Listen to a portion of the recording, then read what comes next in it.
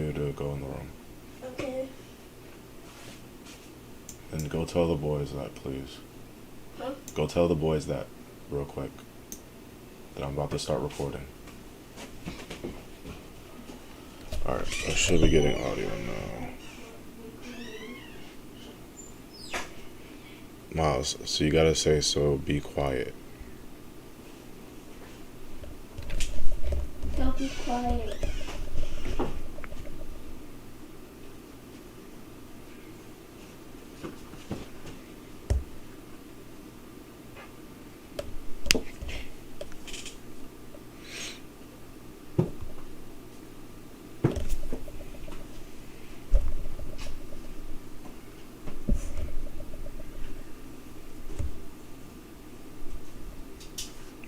Alright, cool. We are live right now. Alright, so I can turn that off.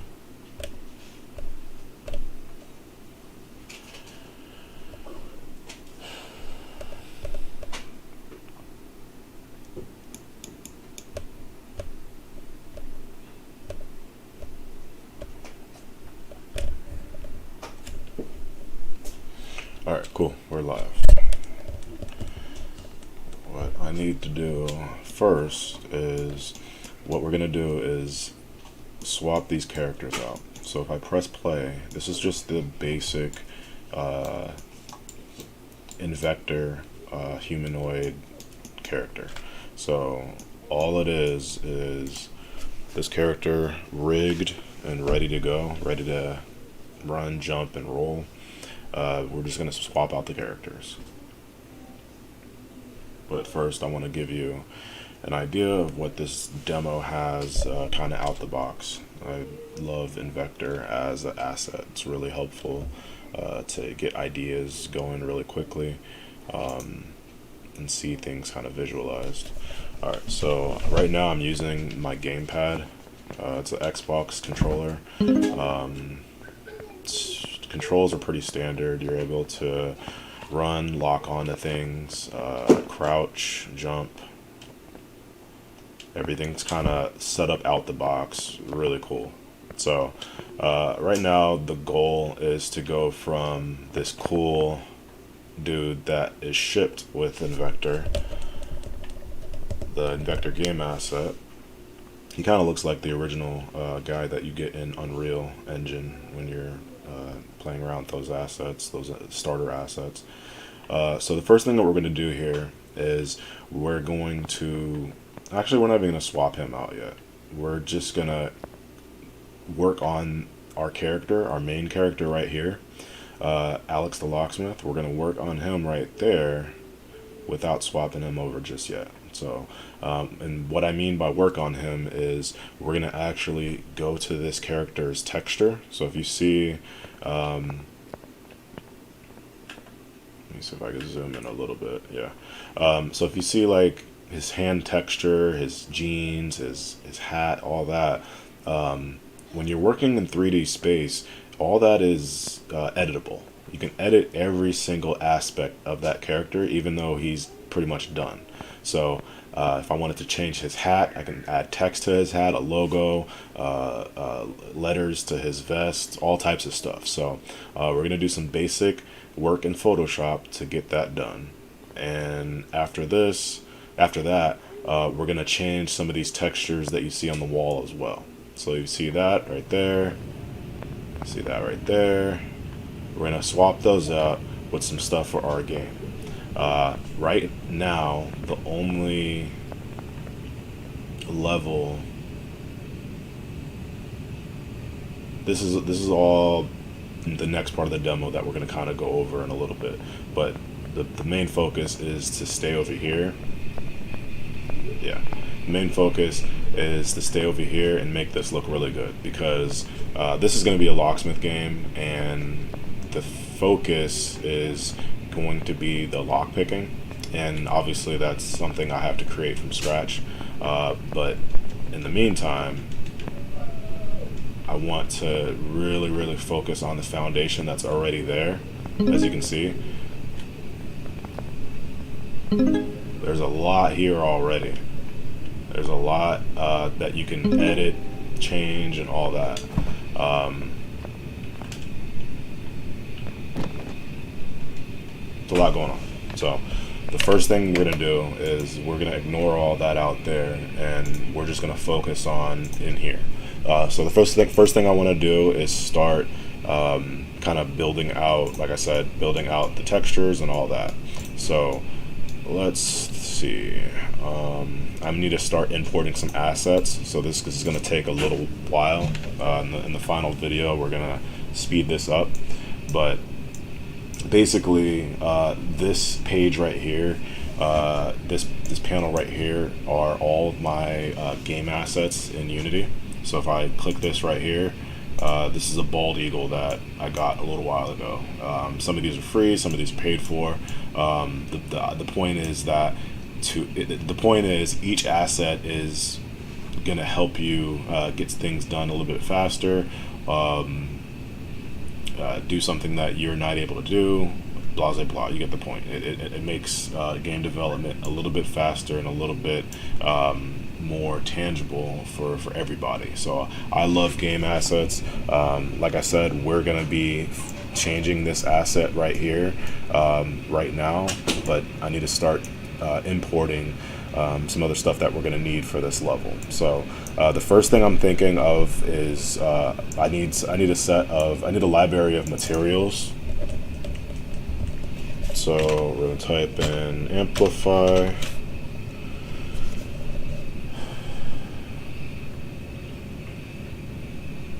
When you're importing your assets, always double check and make sure that the asset doesn't need to get updated.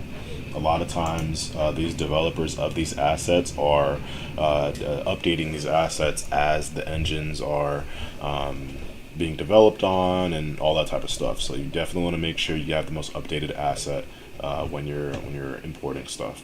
So right here we have the Amplify shader editor. You can do whole videos on this particular asset because of how powerful it is. But what we're gonna do right now is just use it for some basic prototyping. Amplify is I don't even want to give what's the word? I don't want to downplay it, but it's a shader library filled with different materials that allow you to create your 3D digital world. So this is one of the first assets that I imported into the prototype that we have here because for one, it's really small. It's only 64 megabytes, and for two, it's a system that is modular and is able to expand. So I can go to, for example, I'm going to use some of these materials you'll see in a second here to recreate that first area that we have. I'm going to change out like the ground, for example. I have a wood material in Amplify that is going to allow me to make some nice 3D wood on the ground instead of that metal texture, for example. There's actually a lot of different shaders and materials and stuff in this asset. They have fire shaders, for example. We'll see them in a second. But the point is, this is a really good asset to start using when we're prototyping because Amplify is kind of the standard, I would say, or one of the standards in the Unity community. It's a really big and I guess respected asset. So like if I go to this asset here, this is the Amplify shader editor, and yeah, you can see it's 5-star, 682 reviews. You can kind of see some of the stuff, some of the powerful, like it's this editor is extremely powerful. I'm not gonna. This video is not about that, but I just don't want to downplay it. I don't want to. I don't want anybody to think that I'm just kind of brushing by a very powerful asset. So, anyways, I want to start editing this texture after we after we add some materials in the background here. So what I'm going to do is I'm going to click on our character's texture. So this is the character that we're going to be editing in a second, and I clicked on that character, and basically what I'm going to do is get that character's texture. So I click off of him, I click on him real quick. Actually, I want to find him over here, so I'm just going to type in sh18. Alright, so this is the texture right here. If you see on the right hand side of the screen, you have a large, let me see if I can make it a little bit bigger. There you go. You have a flattened texture of this character right here.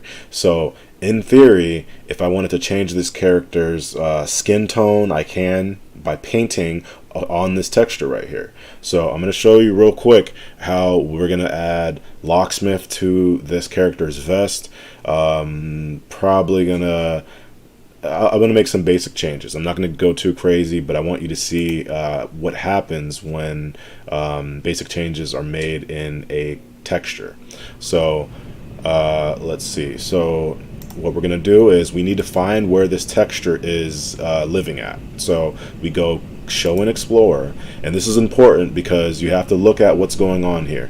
So if you look on at the folder structure, we have the Locksmith plug is Locksmith plug is the project name.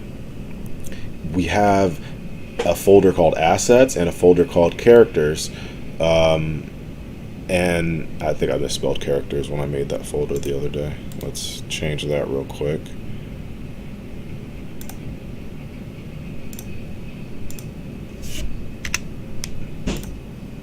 Spelling. Okay, so the folders are in a specific structure. So if I go to assets right here, you have all your assets for the game.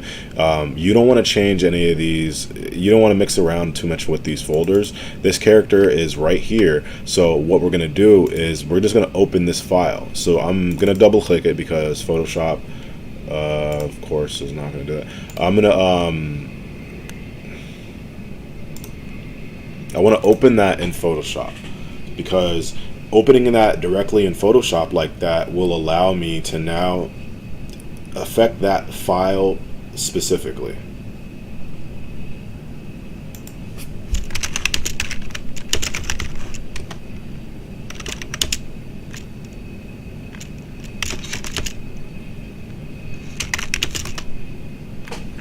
My bad. I didn't see you. I didn't see you in the group, in the chat.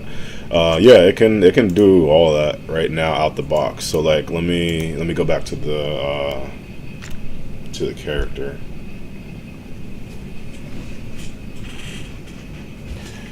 It's so like I said, like if I go, let me see. Now I'm curious to see kind of how much Invector is right now. On sale for 89 bucks. Pretty cool. Alright, cool. But yeah, out the box, let's do this. Game. And we're gonna play maximize. Yeah, so let's do a proper demo of Invector. So yeah, out the box, we're able to do melee attacks and all that, and it's physics based. So like if I go up there to those balls that are going back and forth, the character is going to be affected by it out the box. So that's what makes this a very powerful asset. The simple fact that everything that I'm doing right here is physics based. So if I jump off of this, it's not gonna be, yeah. So you see how there's not only fall damage, but there's also like the physics of a small fall, like you just saw. So if I go over here and I get knocked down, it's physics based, and it has a ragdoll system in place. So as you can see, it's very, very powerful out the box. And if you've ever had to make a character controller before, you understand that these aren't labeled right here, but I probably will label them in a second. But these slopes are inverted at a specific angle because of the mathematics involved when having a character controller go from a flat surface to a slanted surface. So as you can see, this was the only one my character was able to go up and down, and that's really important because when you're designing your levels, you don't if you don't want your character to be able to just scale a wall. And this specific angles and this specific mathematics are already out the box with Infector. So yeah, it does have fall damage and all of that, and that's the type of stuff that like literally takes weeks and weeks and weeks, if not months, to get right with the character controller. If you're making a character controller from scratch, that alone is literally going to take that long. So like I said, it is physics based. You have a death cycle. So I was able to die just now. Your character is able to affect physics models. So as you can see right here, you can literally make, like a soccer game if you wanted to with this asset. And instead of, punching, you can obviously kick the ball, track onto the ball, all that type of stuff. What else? Yeah, so you have out the box, you're going to have a lot of mechanics, like climbing, jumping over walls, crouching under things. So that's going to be extremely important when we're talking about starting to build an actual whole level and put it out.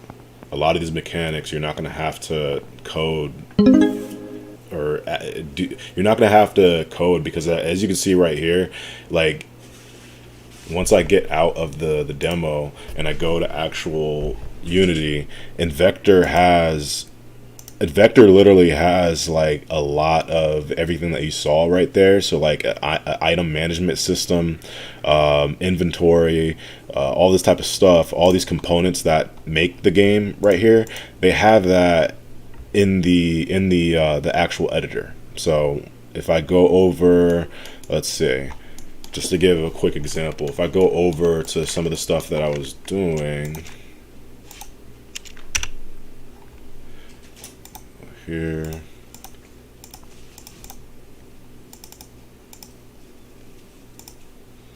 yeah, so if like you look at the left side of the screen, you have the entire level, which is static, but then you have everything that's dynamic in the level as well in its own game object. So not only does that optimize that, because that's all in one game object, but it kind of gives you an idea of really out the box what you're getting from the basic locomotion template with Invector.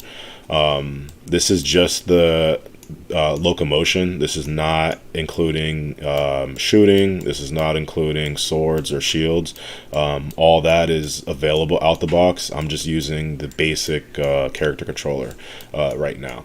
So now I'm about to jump into Photoshop and start adding text to our character.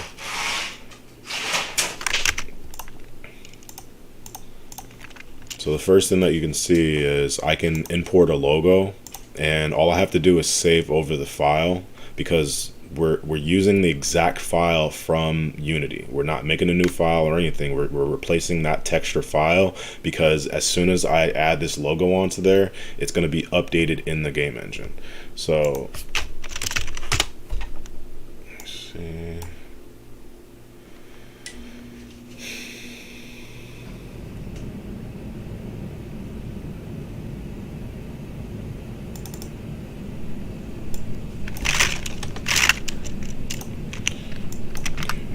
Alright, so we're going to scale down the logo.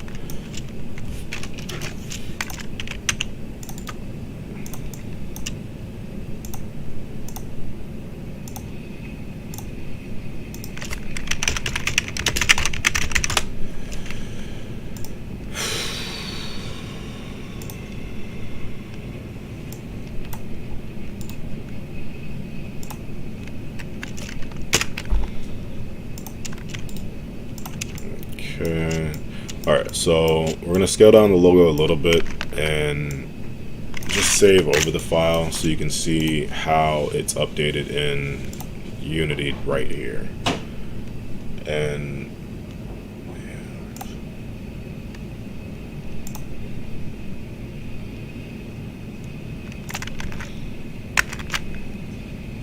alright, so you saw how Unity just updated real quick. Now we have another texture for our character.